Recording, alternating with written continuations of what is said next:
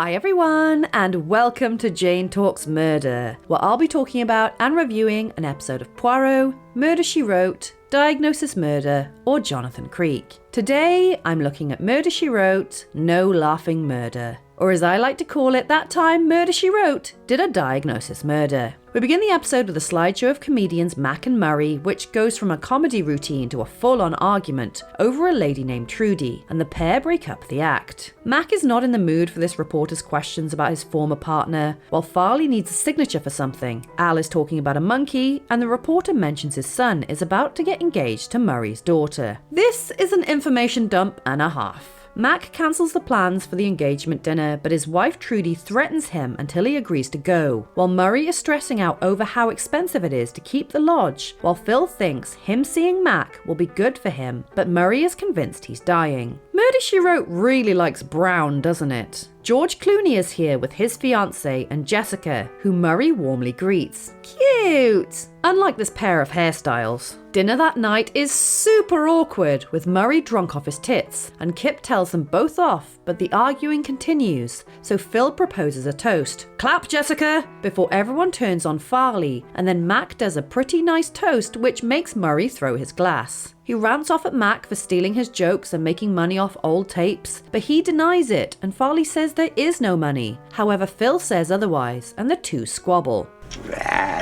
What was that? Murray then accuses Phil of trying to get rich off attempting to reunite the pair and storms off, and everyone leaves the table. We discover that Jessica and Murray's late wife were friends because Jessica knows everyone, before a scream brings everyone running back to Murray, who has been stabbed in the back, so Norma rings the doctor. Jessica investigates the scene, and Kip reports all the windows and doors are locked, so she questions Murray about what he saw in the mirror before the attack, and he accuses Mack, who wants to leave. Jessica convinces him to stick around, while Kip and Corey discuss what could have happened, which causes an argument, but they manage to avoid falling out. Wait, I know this kid. Why do I know this kid? Nothing significant, but he was in an episode of Diagnosis Murder, so maybe that's it. Anyway, he fanboys hard over Mack and Murray, and of course Jessica, and he's a bit rubbish due to him looking about 12, so Jessica gives him a hand. Wiley bumbles around while the doctor tells Murray his wound is nothing to worry about, and afterwards Wiley gets all the witness statements muddled up, and Jessica reports that Phil has done a runner. Look at this breakfast! Hey, it's Alice Nunn! And Jessica hears from Wiley that Phil still hasn't been found, so Jessica finds him herself, hanging out in the pantry. The note he left admits to the stabbing, so Wiley is content everything is wrapped up nicely, and as his body is taken away, Farley rocks up, having failed to find him, only to be told the news. Storeroom?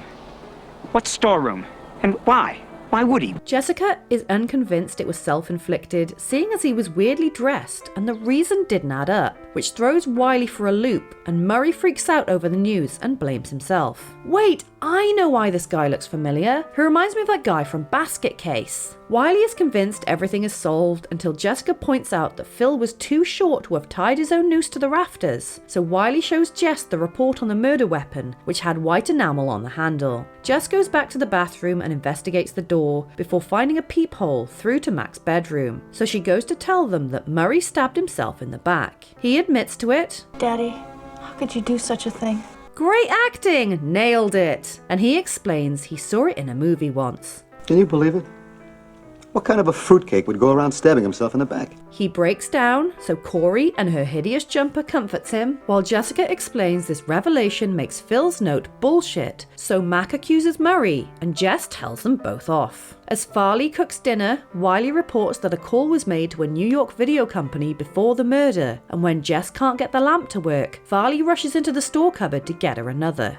Tell me in round numbers, how much do you think you've embezzled from Mack and Murray over the years? Go, Jess! She says Phil found out he was making money off the videotapes and cutting Mack and Murray out, so he killed him, and Mack pops out of the cupboard with Murray asking about the light bulb. Jess points out he asked what store cupboard, but just went straight for the bulb when Jess had sneakily tampered with it, and the conversation Farley and Phil had at dinner the previous night revealed that Phil knew the truth. Phil made the call to the video business, which Farley overheard, and claims he didn't mean to hurt Phil, but yes, you did did though, dude. And he breaks down. Mack has Murray on his show and they have a whale of a time before Murray announces that him and Norma are getting married. Okay, I have vivid memories of this episode of Mack and Murray, but I couldn't remember if it was a Murder, She Wrote episode or a Diagnosis Murder episode, as I also have vivid memories of Tim and Harvey from the episode Comedy as Murder, which I'll be covering next. I'll compare the two episodes in the next review, so for now I'll just look at this one, and I've got to say it's a little cluttered. Especially in the front half, there's a lot of information dumping, not all of which is relevant, and there's a lot of arguing and people getting hostile one after another after another. The acting varies from character to character, but Mack and Murray lead the cast solidly and have such a nostalgic feel about them. Even the self-inflicted stab to the back feels familiar, giving the entire episode a comforting vibe. It's funny to see George Clooney and his hair in this, and let's face it, not be anything more than a plot device. And there was nowhere near enough Alice Munn. Despite being a middling episode, it does fall in the camp of being able to work things out for yourself, and the clues were sprinkled throughout without being shoved in your face, so you could clock it was Farley and work out his motive, as well as know Murray stabbed himself as the episode progressed. Wiley was an interesting change to the usual cop character and provided some funny moments throughout to add to the overall warmth of the episode. We have one victim, Phil Rinker, who was strung from the rafters as he knew about the embezzling scheme our killer Farley Pressman was up to. So there you have it. That was No Laughing Murder. Let me know your thoughts in the comments below, or come say hi on social media. If you enjoyed this video, then please hit that like button, it really does mean a lot, or consider subscribing if you want to keep investigating with me. Alternatively, feel free to check out my other YouTube channels. Thank you so much for watching, I'll speak to you soon, and keep an eye out for clues!